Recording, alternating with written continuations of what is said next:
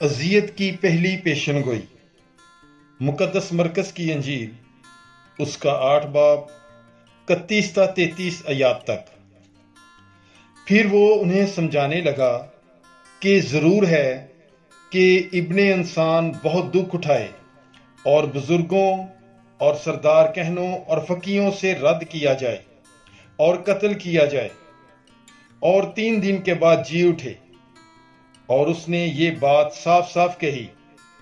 اس پر پطرس اسے الگ جا کر اعتراض کرنے لگا، مگر اس نے پھر کر اور شاگردوں پر نگاہ کر کے پطرس کو جھڑکا اور کہا، اے شیطان، میرے سامنے سے دور ہو جا، کیونکہ تو خدا کی باتوں کا نہیں بلکہ آدمیوں کی باتوں کا خیال رکھتا ہے۔